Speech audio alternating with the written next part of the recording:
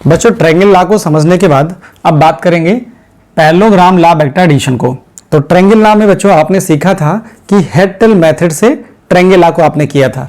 जो parallelogram law vector addition होगा इसको आप टेल टू टेल मेथड से करोगे। देखोगे यहां पर एक वेक्टर है और ये वेक्टर है, दोनों वेक्टर कैसे जुड़े हुए हैं, ये दोनों वेक्टर ऐड किए गए हैं टेल टू टेल। तो ये चीज आप दिमाग में पहले रखो कि पैरेललोग्राम लॉ वेक्टर एडिशन क्या होता है, ये टेल टू टेल होता है। कैसे होता है? टेल टू टेल होता है, tell to tell.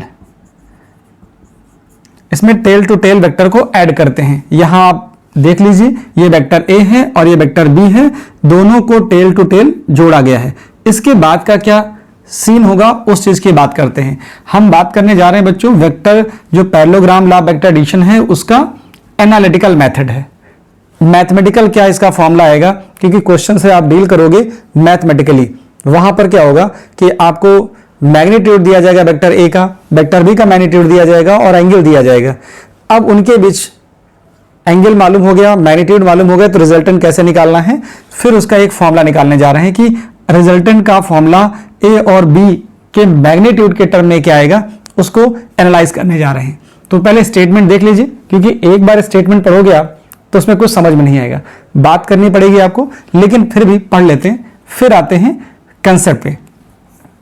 If two vectors are represented both magnitude and direction, अगर दो वेक्टर को मैग्नीट्यूड और डायरेक्शन में पैरेललोग्राम की दो साइड, कौन सी साइड?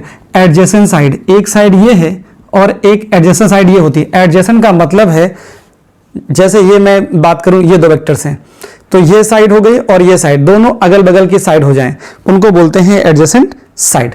ठीक है, तो देखो यहां पर अगर दो वेक्टर को मैग्नीट्यूड और डायरेक्शन में पैरेललोग्राम की दो एडजेसेंट साइड से रिप्रेजेंट किया जाए और तब क्या होगा, then their resultant is represented both magnitude and direction by the diagonal of the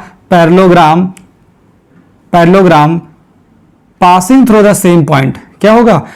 diagonal of the parallelogram passing through the same point, उसी पॉइंट से जहां से आपने दोनों वेक्टर को रिप्रेजेंट किया है। एक वेक्टर ये, एक वेक्टर ये पैरेललोग्राम की दो साइड से रिप्रेजेंट किए गए हैं। किस पॉइंट से? From a common point. तभी इनका रिजल्टेंट जो होगा, तभी इनका जो रिजल्टेंट होगा वो इस पैरेललोग्राम के डायगोनल से रिप्रेजेंट होगा both magnitude and direction.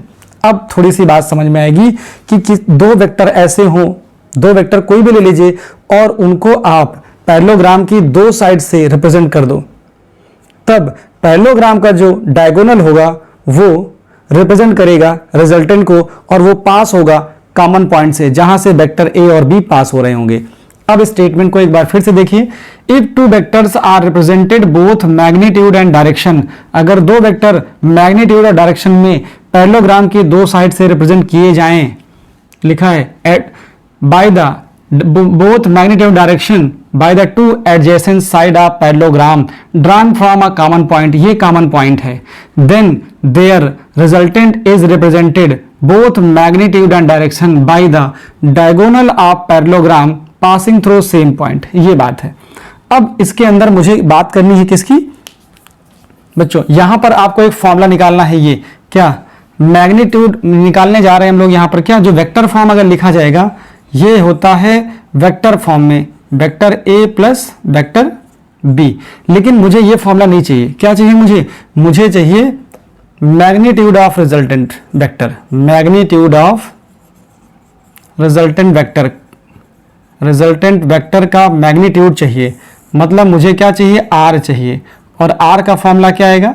Are is equal to आएगा अंडर रूट ए और बी वेक्टर हैं तो A square plus B square plus 2ab cos theta आने वाला है। ठीक है, इस फॉर्मूले को हम लोग डिराइव करेंगे। कैसे आता है वो देखना है। सबसे पहले क्या करो, आप यहां नेमिंग कर दो। यहां देखो क्या दिया जा रहा है, यहां O है, यहां आप P मान लीजिए, यहां Q मान लीजिए और यहां परपेंडिकुलर ड्रा कर दीजिए। इसको फॉरवर्ड कर दीजिए, बढ़ा दीजिए तो ये हो जाएगा S, ये हो जाएगा T। अब देखो वेक्टर A और वेक्टर A और वेक्टर B के बीच का जो एंगल है वो थीटा है। तो यहां पर भी ये वाला वेक्टर ऐसे पैरेलल शिफ्ट कर सकते हो। तो ये वेक्टर क्या बन जाएगा? ये वेक्टर हो जाएगा B वेक्टर हो जाएगा बी, तो बे वेक्टर हो, ये वाला वेक्टर कैसा होगा, ये वाला वेक्टर पैरेलल शिफ्ट कर दो, क्योंकि वेक्टर के पास प्रॉपर्टी होती है किसी भी वेक्टर को सेम प्लेन पर हम शिफ्ट कर सकते हैं, तो मैंने शिफ्ट कर दिया। अब देखो बी वेक्टर है और इस वेक्टर को आगे बढ़ा दिया ए को, तो इसका मतलब दोनों के बीच में जो एंगल पहले था अभी भी वही एंगल रहेगा थीटा। अब इस बी को तोड़ दो, क्योंकि मैंने आपको बताया है कि अगर कोई वेक्टर ऐसे दिया गया है और उसको आपको ब्रेक करना है हॉरिजॉन्टल और वर्टिकल कंपोनेंट में, अगर ये थीटा है, ये वेक्टर ए है, तो इसको ब्रेक करोगे तो क्या आएगा, इधर वाला जो कंपोनेंट आएगा वो ए कॉस थीटा आएगा और ऊपर वाला इधर वाला होगा तो बी साइन थीटा आएगा, ये होता है। तो इसका मतलब यहाँ पर देखो बी वेक्टर है, तो बी को ब्रेक करोगे तो ये वाला जो कंपोनेंट आएगा वो आएगा बी कॉस थीटा, और जो इधर वर्टिकल कंपोनेंट आएगा वो एस टी के बराबर होगा, इसका मतलब ये हो जाएगा बी साइन थीटा। इसको हटा देता हूँ मैं, ठीक, बी साइन थीटा। इसका मैग्नीट्यूड तो आपको पता है कि कितना होगा, इसका मैग्नीट्यूड तो ए ही होगा। इसका मतलब पूरा जो ये हो जाएगा वो ए प्लस बी कॉस थीटा हो जाएगा, यहां तक हो जाएगा। अब आप देखो यहां एक चीज और रह गई, इस चीज को लेट कर लीजिए, ये क्या चीज है, ये है अल्फा। ये अल्फा क्या चीज है, ये है direction of resultant with vector A. Clear है? चलो जो चीजें आपको दिख रही हैं यहां से पहले वो लेट कर लो। लेट क्या, यहां पर OP is equal to vector A, let OP is equal to vector A and OQ is equal to vector B. Clear हो गया? अच्छा, अब ये पता है कि ए का मैग्नीट्यूड ए है और बी का मैग्नीट्यूड बी है। थीटा और अल्फा देख लो, थीटा क्या है, ये है angle between vector A and vector B, ये यहां का एंगल हो जाता है। अच्छा, अल्फा क्या है, एंगल बिटवीन किसके बीच में है, आर वेक्टर रिजल्टेंट एंड किसके बीच में, वेक्टर ए के बीच में। अब बात करते हैं किस ट्रायंगल में, ये ट्रायंगल में लेने जा रहा हूं OST में पाइथागोरस थ्योरम लगाऊंगा। क्या लगाऊंगा, अप्लाई पाइथागोरस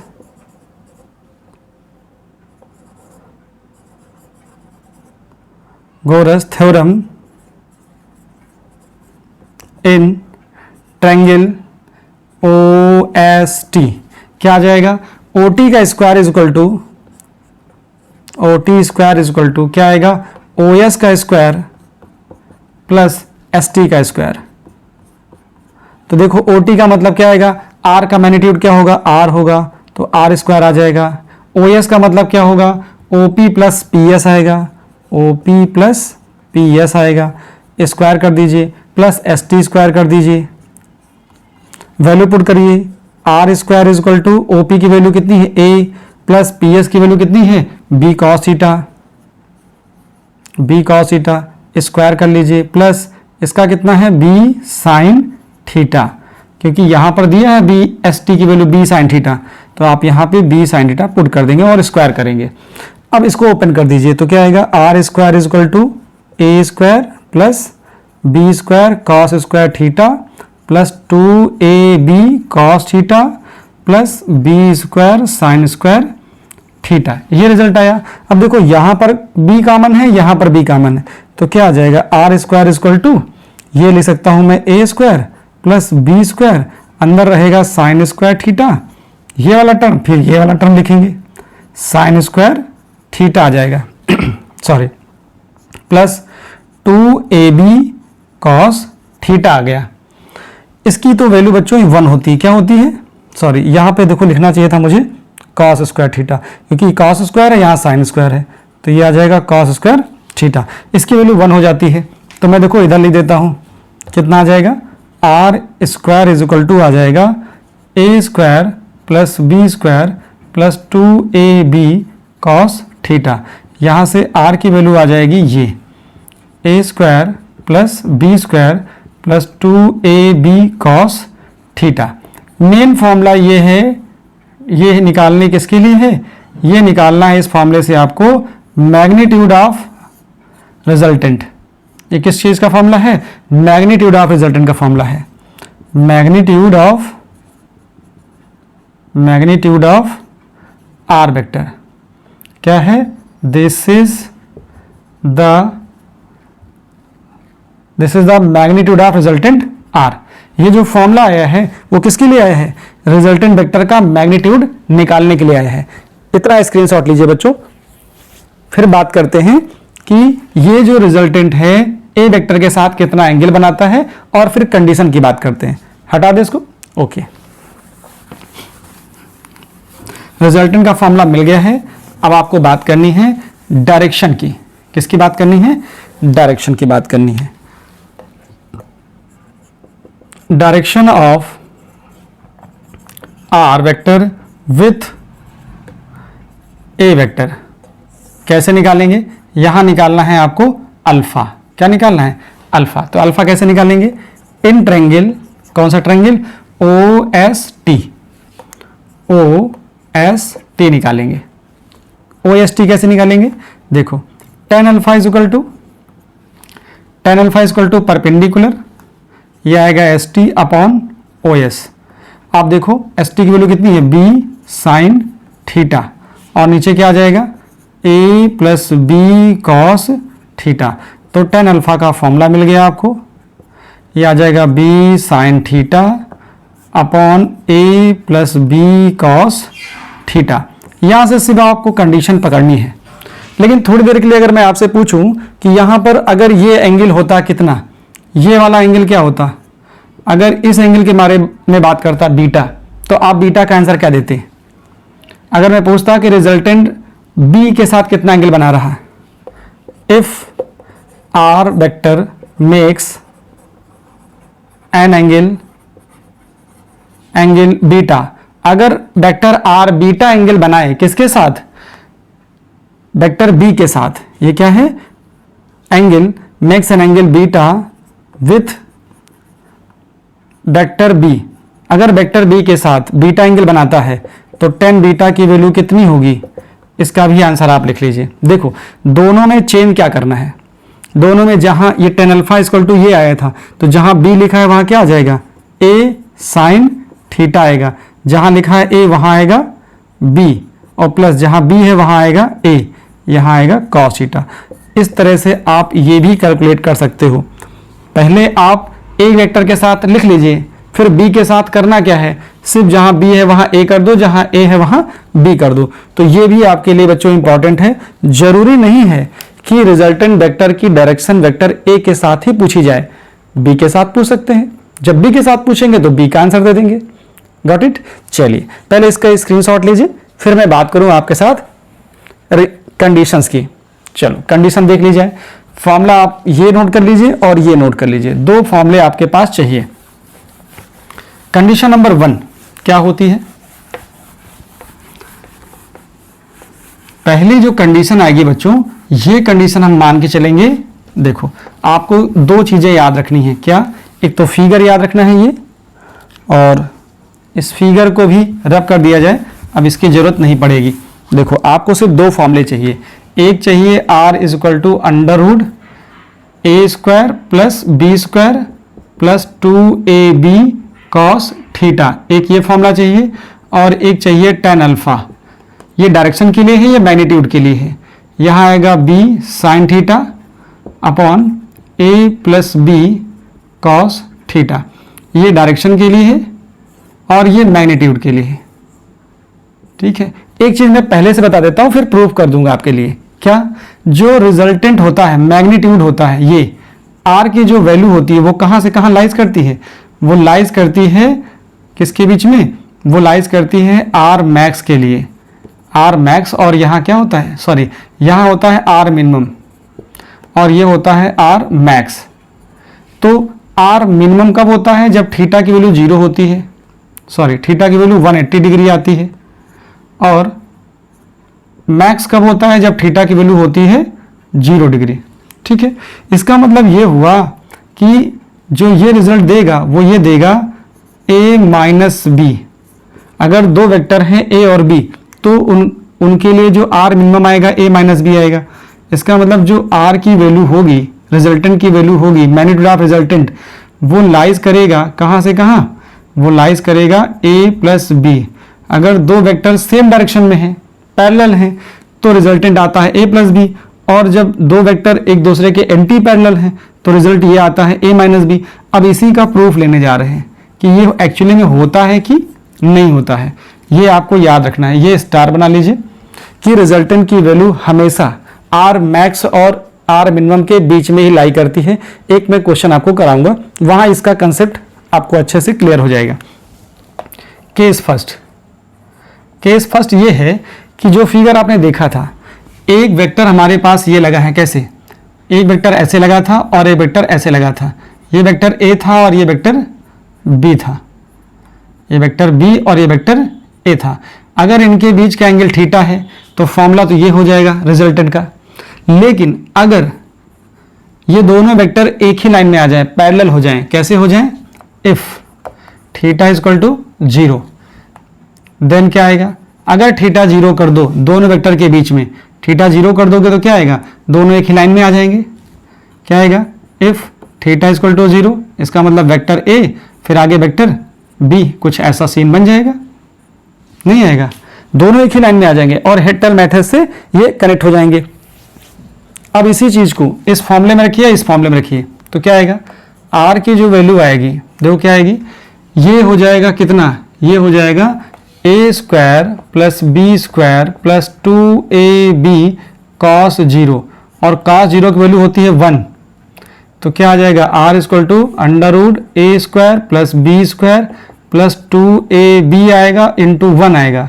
तो ये फॉर्मूला बन जाता है किसका, अंडर रूट ए प्लस बी का होल स्क्वायर। बाहर निकालेंगे तो आर की वैल्यू आएगी ए प्लस बी। इसका मतलब क्या है, ये वाला जो रिजल्ट आ रहा है ये क्या है, ये आर मैक्सिमम है। क्या है, आर मैक्सिमम है, यहाँ मैक्सिमम वैल्यू आ रही है। अब अल्फा की बात की जाए जरा, तो देखो टेन अल्फा क्या आएगा, टेन अल्फा आएगा बी साइन, और यहाँ 0 है तो 0, नीचे क्या आएगा, ए प्लस बी कॉस 0, तो साइन 0 मतलब 0, नीचे कुछ भी हो ए प्लस बी, ऊपर 0 तो टेन 0, और टेन 0 तो मतलब अल्फा की वैल्यू भी 0 आ जाती है। और यही चीज़ मैं बता रहा था कि अगर थीटा 0 होता है तो आर मैक्सिमम आता है और उसकी वैल्यू ए प्लस बी ही आती है, कुछ भी दिमाग लगाने की जरूरत नहीं है। दो वेक्टर अगर पैरेलल हैं तो उनको एज इट इज ऐड कर दीजिए। अब बात करते हैं किसके लिए बच्चों, केस नंबर सेकेंड क्या है, इसके लिए आता है, क्या आ जाए, if theta is equal to बच्चों हो जाए 180 डिग्री, क्या हो जाए 180 डिग्री। जब 180 डिग्री हो जाता है इसका मतलब एक वेक्टर इधर है और दूसरा वेक्टर इधर आ गया, ये वेक्टर ए हो गया, इनके बीच का एंगल कितना आ गया, अब जो एंगल आया है 180 डिग्री आ गया। 180 डिग्री आ जाने का मतलब है कुछ रिजल्ट ए माइनस बी आएगा, आर मिनिमम होगा, रिजल्टेंट मिनिमम आएगा। कैसे आएगा ये देखते हैं, R is equal to under root A square plus B square plus 2ab cos 180, और कॉस 180 की जो वैल्यू होती है -1 होती है। क्या होती है, कॉस 180 जो होता है वो होता है -1, और यहाँ क्या था, यहाँ था कॉस 0 की वैल्यू 1 थी। इसको पुट करोगे तो यहाँ माइनस आ जाएगा, इसका मतलब रिजल्ट जो ये आया वो A square plus B square minus 2ab आएगा। और बच्चों ये चीज़ क्या है, ये तो एक फॉर्मूला है ए माइनस बी का होल स्क्वायर, तो बाहर लिखेंगे तो क्या आएगा, स्क्वायर लगा है रूट हट जाएगा, बाहर निकल आएगा ए माइनस बी आ गया। इसका मतलब क्या है, ये जो आया है वो आर मिनिमम है। क्या है, आर मिनिमम है। यही मैं कह रहा था कि अगर थीटा की वैल्यू 180 डिग्री होगी तो फिर जो रिजल्टेंट होगा मिनिमम होगा और ए माइनस बी के इक्वल होगा। यहाँ से आपको प्रूफ मिल जाता है। अब एक चीज़ और बात कर लीजिए एंगल की, तो टेन अल्फा कितना आ जाएगा, टेन अल्फा कितना आ जाएगा, बी साइन 180, किस फॉर्मूले में रखेंगे, इस फॉर्मूले में, थीटा की वैल्यू 180 आ जाएगी। अब यहाँ से आएगा ए प्लस बी कॉस 180, तो देखो कॉस 180 भी वो सॉरी साइन 180 जो होता है बच्चों वो होता है 0, तो जब 0 रखेंगे तो क्या आएगा, b इंटू 0, और नीचे कितना आएगा a प्लस बी, और इसकी वैल्यू -1, तो इसका मतलब ऊपर 0 है नीचे a माइनस बी आया है। अब ऊपर 0 तो इसका मतलब क्या आएगा, फिर 0 तो 10 0, तो इसका मतलब यहाँ मैं अगर लिखना भी चाहूँ तो अल्फा की वैल्यू क्या आ जाएगी, 0 आ जाएगी। क्लियर हुआ, तो मैंने रिजल्टेंट बता दिया और अल्फा बता दिया, रिजल्टेंट की वैल्यू बता दी और अल्फा की वैल्यू बता दी। ये चीज आपको जाननी थी दोनों केस के बारे में। एक केस बच्चों और बचता है परपेंडिकुलर का, स्क्रीनशॉट लीजिए फिर बात की जाए इसकी। चलिए अब बच्चों बात करते हैं कि जब दोनों वेक्टर कैसे हो जाएं, परपेंडिकुलर हो जाएं, ए और बी के बीच का जो एंगल है वो कैसा हो जाए। केस नंबर थर्ड है। केस थर्ड में क्या आएगा, if theta equal to 90 degree, 90 degree कर दीजिए, यहां पर भी 90 कर दीजिए, यहां भी कर दीजिए, क्या केस आता है। ऐसे भी बहुत सारे क्वेश्चन मिलते हैं जहां पर डायरेक्टली आपको बोला जाता है कि दो वेक्टर हैं परपेंडिकुलर एक्ट कर रहे हैं। अब आप बताइए रिजल्टेंट के क्या होगा। जब रिजल्टेंट पूछा जाए परपेंडिकुलर है तो थीटा 90 रख दीजिए, और क्या है रिजल्ट आता है, रिजल्ट डायरेक्ट आप पुट करिए, क्या आएगा, then R is equal to A square plus B square plus 2ab cos 90 put करने का मतलब हो गया कि cos 90 की वैल्यू 0 होती है, तो ये वाला स्टेप पूरा 0 हो जाएगा। रिजल्टेंट कितना आएगा, ए स्क्वायर प्लस बी स्क्वायर। इस पर ही बच्चों मैं क्वेश्चन लूंगा और आपको सिखाऊंगा कि हाँ ये फॉर्मूला देखो आ गया, दो वेक्टर परपेंडिकुलर हैं और रिजल्टेंट निकालना है तो ये फॉर्मूला यूज करेंगे, सिर्फ ये। अच्छा tan अल्फा कितना होगा, जो tan अल्फा होगा वो कितना आएगा, tan अल्फा यहां रख देंगे तो कितना आएगा, b sin 90 अपॉन नीचे क्या आएगा, a प्लस बी कॉस 90। तो यहां से देखो sin 90 1 होता है, ऊपर बचेगा b, ये 1, नीचे a प्लस बी कॉस 90 0, इसका मतलब b अपॉन a आ जाएगा। तो अल्फा की जो वैल्यू आएगी tan inverse b by a मिल जाता है, क्या, tan inverse b by a। बस बच्चों इतनी ही चीजें बात करनी थी केस फर्स्ट, केस सेकंड और केस थर्ड में। अब बात करेंगे न्यूमेरिकल्स की, तो पहले स्क्रीनशॉट ले लीजिए और सिर्फ दो ही फॉर्मूलों पे आपको फोकस करना है। और मैं फॉर्मूला फिर से एक बार बता दे रहा हूं, देखो यहां पर इन दोनों फॉर्मूले पे ही बात करनी है, सिर्फ इन दोनों पे। हमारे जो भी क्वेश्चंस होंगे वो इन्हीं दोनों फॉर्मूले से आज बात होगी और आपको क्वेश्चन करना सीखना है, ठीक है। और आ ही जाएगा, जब आप एक शॉर्ट में देख ही रहे हैं, सारी चीजें क्लियर होती जा रही हैं, तो क्वेश्चन कोई बड़ी बात नहीं है, क्वेश्चन भी आराम से समझ में आ जाएंगे। पहले स्क्रीनशॉट ले लीजिए। कॉमन क्वेश्चन है जो आपको अपनी अंडरस्टैंडिंग को बेटर करना है, सिर्फ आप क्वेश्चन को रीड करिए, इन दोनों फॉर्मूलों की हेल्प से ही आपको आंसर देना है। एक चीज मैं आपको और बता दूं, पहले क्वेश्चन रीड करिए, out of which of the following combination of vector can give a resultant vector of magnitude 3 Newton. इस कॉम्बिनेशन को देखिए, इस कॉम्बिनेशन को देखिए और इस कॉम्बिनेशन को देखिए, इन तीनों कॉम्बिनेशन में किस कॉम्बिनेशन में जो रिजल्टेंट वेक्टर ऑफ मैग्नीट्यूड है 3 न्यूटन आ रहा है, इसमें आएगा या इसमें आएगा या इसमें आएगा, वो आपको सेलेक्ट करना है। इन तीनों में से किस में रिजल्टेंट वेक्टर का मैग्नीट्यूड 3 न्यूटन आ रहा है। तो रिजल्टेंट वेक्टर का मैग्नीट्यूड कैसे देखते हैं, किस कॉम्बिनेशन में सेट होगा। तो देखो बच्चों, पहले आर मिनिमम क्या होता है और आर मैक्सिमम क्या होता है, ये दो चीजें जानिए। मिनिमम का मतलब होता है दो वेक्टर का सब्ट्रैक्शन करना है और मैक्सिमम का मतलब है दोनों वेक्टर को ऐड करना है। कर लीजिए, तो एक वेक्टर ए है दूसरा बी है, तो फर्स्ट केस की बात करिए ए की, तो सॉल्यूशन, क्या ये कॉम्बिनेशन है परफेक्ट जिसमें 3 न्यूटन आएगा। तो देखो पहले आर मैक्स निकालिए, आर मैक्स का मतलब क्या आएगा 5 + 10, ये तो हो गया 15 न्यूटन, तो नहीं आ रहा 3 न्यूटन। अच्छा फिर क्या आएगा, आर मिनिमम, मिनिमम करेंगे तो 10 - 5, तो ये आ गया कितना, ये आ जाएगा 5 न्यूटन। क्या 5 और आर की वैल्यू जो 3 न्यूटन है, क्योंकि आर जो होता है आर वो लाइज करता है किसके बीच में, आर मैक्स और आर मिनिमम के बीच में, तो जो रिजल्टेंट है 3 न्यूटन वो क्या लाइज करेगा इस कॉम्बिनेशन के लिए, नहीं, क्योंकि इस कॉम्बिनेशन में 5 और 15 के बीच में 3 नहीं आ रहा, इसका मतलब ये कॉम्बिनेशन गलत है। नहीं समझ में आया, आपने आर मिनिमम निकाला तो 5 से लेके 15 के बीच में क्या 3 आएगा, नहीं आएगा, इसका मतलब ये कॉम्बिनेशन 3 न्यूटन के लिए जिसमें रिजल्टेंट 3 न्यूटन आएगा वो बेस्ट नहीं है। दूसरी बात करिए 2 और 5 न्यूटन की बात करिए बी पार्ट, तो क्या आएगा आर मैक्स, आर मैक्स देखेंगे तो क्या आएगा, यहां दिखा जाता है 5 - 2, जो बड़ा हो उसमें से कम कर दीजिए तो मैक्सिमम आ जाएगा आर मैक्स, तो 5 - 2, तो यहां आ जाएगा 3 न्यूटन, ये आएगा 3 न्यूटन। और आर मिनिमम देखें तो क्या आएगा, आर मिनिमम तो ये तो मिनिमम आ गया, सॉरी ये मैक्सिमम देखोगे तो क्या आ जाएगा, मैक्सिमम आएगा 7 न्यूटन और मिनिमम देखेंगे तो 5 - 2 ये आ जाएगा 3 न्यूटन। तो देखो यहाँ पर क्या है, ये कॉम्बिनेशन करेक्ट है। क्यों ये कॉम्बिनेशन करेक्ट क्यों है, क्योंकि यहाँ जो 3 न्यूटन है वो देखो ऐसे आ रहा है, 3 न्यूटन जो मिनिमम है वो 3 है और इक्वल टू आर भी तो है, या तो 3 हो या 3 से बड़ा हो। देखो इसके इस वाली वैल्यू में जो 3 आएगा आर, उसको ऐसे ले सकते हो, क्या आएगा 3 less than R equal to 7। तो यहां पर जो आर की वैल्यू है लाइज कर जाएगी, रिजल्टेंट जो 3 है वो इसमें लाइज कर जाएगा, क्योंकि यहां आपको पूछा गया था कॉम्बिनेशन के बारे में, तो किस कॉम्बिनेशन में आएगा, ये वाला जो कॉम्बिनेशन है वो करेक्ट है। इसके जरा चेक कर लो, सी के लिए भी क्या इसमें तो नहीं आ रहा है।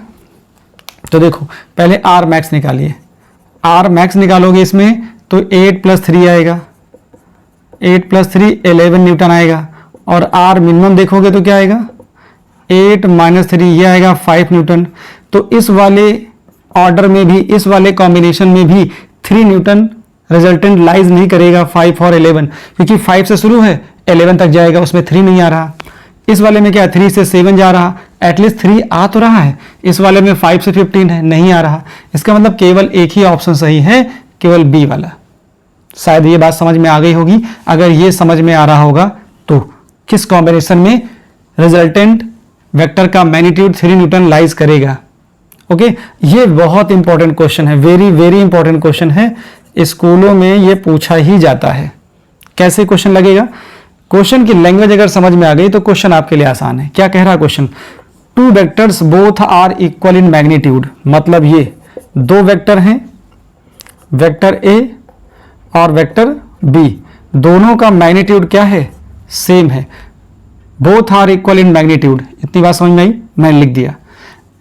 Have their resultant equal in magnitude of either, जो रिजल्टेंट है वो इन्हीं के इक्वल है, एंड जो वेक्टर आर है रिजल्टेंट का मैग्नीट्यूड है वो इन्हीं के इक्वल है, मतलब इसके मैग्नीट्यूड के या फिर बी वेक्टर के मैग्नीट्यूड के इक्वल है। अगर इक्वल ऐसी कंडीशन आ जाती है तो आप मान लो x, इसको लेट कर लो क्या कि a वेक्टर का मैग्नीट्यूड x है, b का भी मैग्नीट्यूड x है और r का मैग्नीट्यूड भी x है। क्या निकालना है, find the angle between 2 vectors.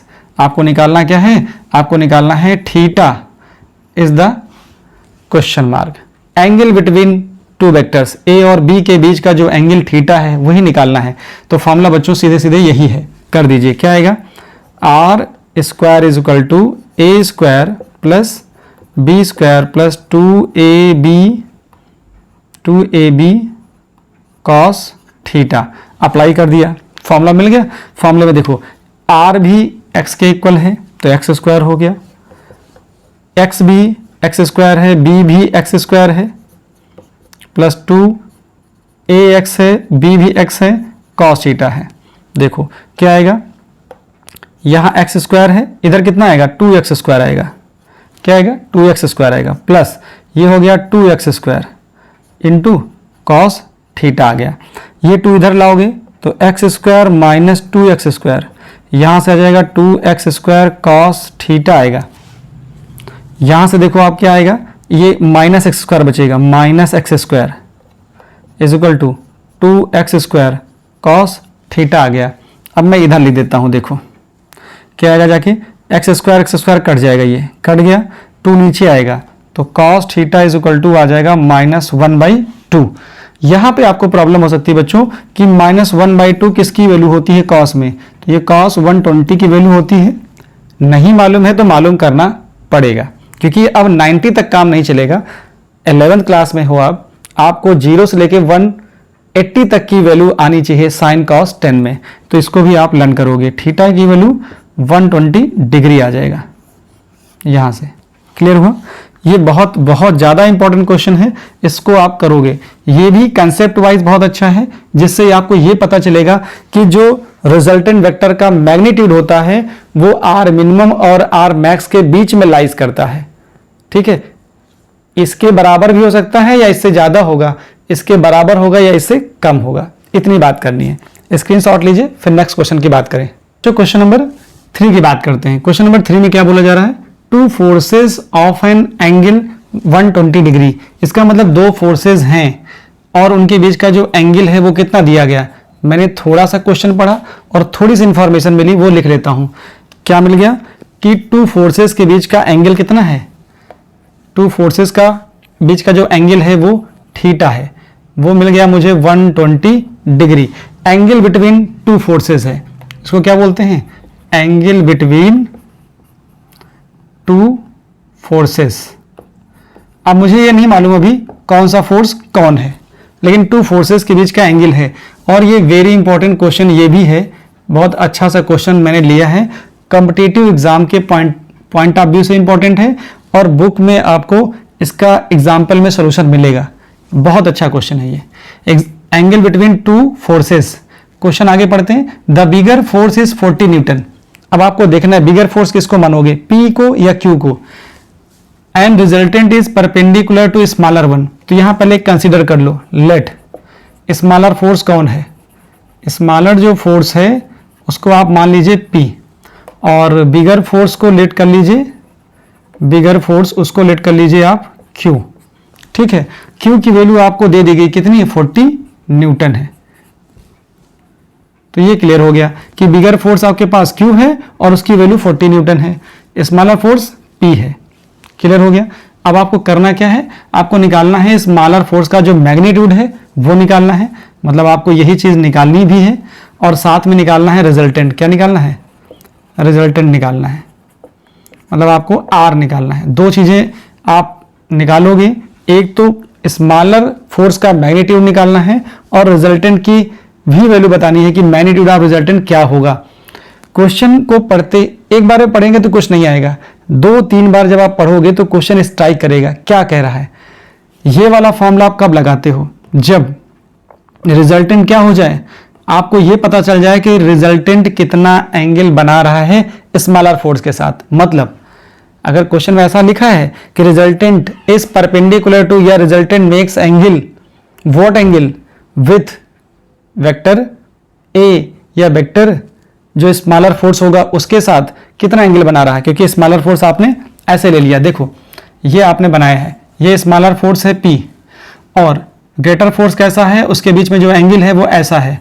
Greater force कहीं इधर है, क्यों, क्योंकि इनके बीच का जो एंगल है 120 डिग्री है। ये P हो गया है, ये Q हो गया है। रिजल्टेंट क्या है, resultant is perpendicular to smaller one, smaller force के परपेंडिकुलर है। इसका मतलब यहां पर कुछ बात ऐसे है, ये ऐसे बनाओगे और फिर इसको ऐसे कर दोगे आप, यहां पर रिजल्टेंट ऐसे बन रहा है। ये रिजल्टेंट जो होगा R वो क्या है, परपेंडिकुलर है किसके, ये है स्मॉलर फोर्स के। इसका मतलब यहां पे आप ये अप्लाई कर सकते हो क्या, कि जो अल्फा है वो कितना दे दिया गया है, यहां जो अल्फा होगा वो 90 डिग्री है। तो आप यहां यूज कर सकते हो using tan alpha is equal to क्या आ जाएगा, tan alpha is equal to use करोगे तो देखो जो A का काम है वो P कर रहा है, जो Q का काम है वो B कर रहा है। तो यहां क्या लिखा जाएगा, फिर समझना, जो A है वो P है, जो Q है वो B है। इसका मतलब यहां लिखा जाएगा B sine theta upon A plus B cos theta. क्या लिख रहा हूं, जहां B है वहां क्या लिखना है, B को लिखना है आपको Q से और जो A है उसको लिखना है P से।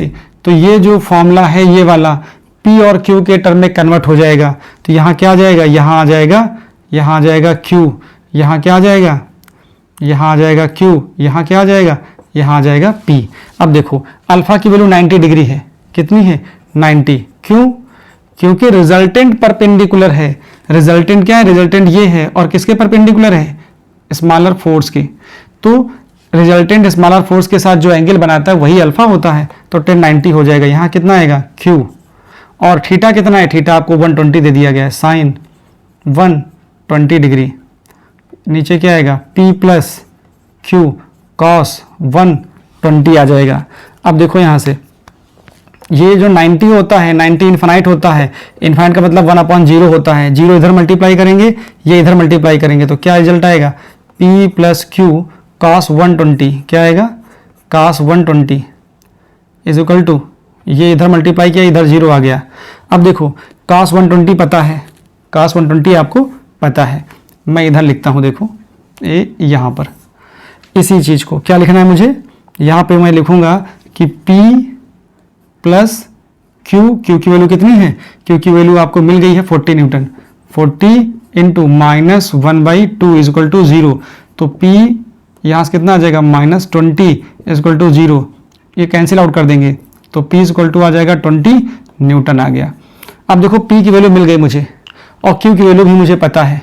अब मुझे रिजल्टेंट निकालना है, क्या निकालना है, रिजल्टेंट निकालना है। कौन सा फॉर्मूला लगाना है, देखो अब आप R निकाल सकते हो, कैसे, R is equal to under root P square plus Q square plus 2PQ cos theta लगा दीजिए, तो R की वैल्यू ये आ जाएगी।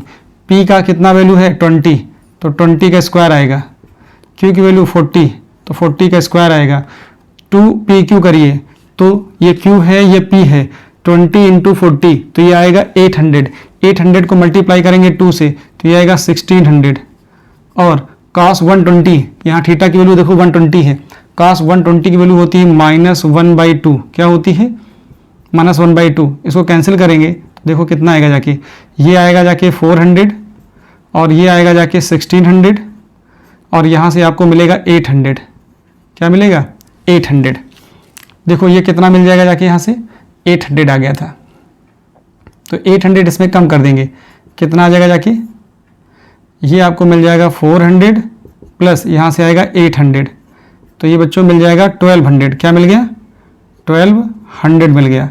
अब 1200 में से देखो क्या निकलेगा, यहाँ आप निकाल सकते हो 1200 का मतलब कितना आया, एक बार क्रॉस चेक कर लीजिए कहीं कोई गलती तो नहीं, ये 40 न्यूटन दिया गया है, ठीक है, ये 40 न्यूटन है और ये 20 न्यूटन आया है, इसका मतलब 20 का स्क्वायर करेंगे तो कितना आएगा 400 आएगा, ठीक है, और 40 का स्क्वायर करेंगे तो आएगा 1600 आएगा, और 2PQ करेंगे तो यहाँ 20 इंटू 40 तो ये आ जाएगा जाके 800 आएगा, कितना आएगा 800 आया, और उससे मल्टीप्लाई करेंगे तो 1600, cos 120 -1/2, 1/2 से कैंसिल करेंगे तो -800, यहाँ से क्या आएगा 800 कम हो जाएगा तो 800, यहाँ 400 और 800 1200, 1200 में देखो क्या आएगा, 100 का तो आएगा 10, ठीक है, और यहाँ से जो 12 होगा 12 का जब स्क्वायर रूट लेंगे तो क्या आ जाएगा, ये आ जाएगा 2√3, कितना आ जाएगा 2√3 आ जाएगा। अब इसको आसानी से आप लिख सकते हो, जैसे 12 है, 12 का होता है 4 इंटू 3, तो 4 का आ जाएगा 2, तो 2 का मतलब 100 है तो 10, 20√3 ये न्यूटन आ जाएगा, इतना रिजल्ट आपको मिल जाएगा 20√3 न्यूटन। एक बार आप कर लेंगे, कोई ऐसी प्रॉब्लम नहीं है, क्रॉस चेक करेंगे तो पूरा रिजल्ट आपको मिल जाएगा। मैंने आपको कंसेप्ट सिखा दिया कि कहाँ कोई गलती तो नहीं हो रही, कैलकुलेशन आप चेक कर लेंगे, ठीक है। P निकालना मैंने बता दिया, यहाँ से कैंसिल आउट करेंगे, देखो P प्लस Q, Q की वैल्यू 40 थी, -1/2 आएगा, तो 40 -1/2, 2 कैंसिल करेंगे 20 उधर जाएगा 20 आ गया। फिर इसको करना आपके लिए आसान। अब एक इस क्वेश्चन को देखिए, बहुत अच्छा क्वेश्चन ये भी है। इस क्वेश्चन में क्या बात की जा रही है, यहां पर ये है कि फोर्सेज आर इन मैग्नीट्यूड, ठीक है, उनका रेशियो दे दिया गया है। तो फोर्सेज हैं तो लेट कर लीजिए, एक फोर्स आपके पास 1 है, दूसरा फोर्स 2 है, और दोनों का रेशियो कितना दिया गया है, रेशियो दिया गया है 3/5। तो इसको हम ऐसे भी तो ले सकते हैं, F1/3 कर दें और F2/5 कर लें, इसको x मान लेते हैं, इसको x मान लेते हैं, तो क्या आ जाएगा, देखिए जब x मान लेंगे तो यहाँ से हम ऐसा लिख सकते हैं कि F1 की वैल्यू मेरे पास 3x आ जाएगी और F2 की वैल्यू 5x आ जाएगी, ये क्या आ गई 5x आ गई। तो मुझे F1 और F2 मिल जाएंगे, क्या मिल जाएंगे, F1 और F2 मिल जाएंगे। क्वेश्चन को देखिए क्या बोला गया, और रिजल्टेंट 35 न्यूटन है, दो फोर्सेज है, उनका रेशियो 3/5 है, तो फोर्स क्या हो गए 3x और 5x हो गए। रिजल्टेंट आपको पता है, रिजल्टेंट क्या दिया गया है, जो R है वो 35 न्यूटन है। क्या चाहिए आपको, आपको चाहिए, आपको एंगल बिटवीन दे दिया गया है, थीटा आपको बच्चों पता है 60 डिग्री। आपको निकालना है magnitude of each force, magnitude of each force का मतलब F1 निकालना है और F2 निकालना है। तो कैसे निकलेगा वो देखो, फॉर्मूला क्या होता है, फॉर्मूला तो बच्चों यही वाला है, R² इज इक्वल टू क्या आएगा, अगर फोर्सेस ए बी ना होकर के F1 F2 हैं तो यहाँ लिख दो F1 square plus F2 square plus 2 F1 F2 cos, कितना दिया गया है कॉस, यहाँ पे दिया गया 60 डिग्री, तो यहाँ पे आप कॉस 60 लिख दीजिए।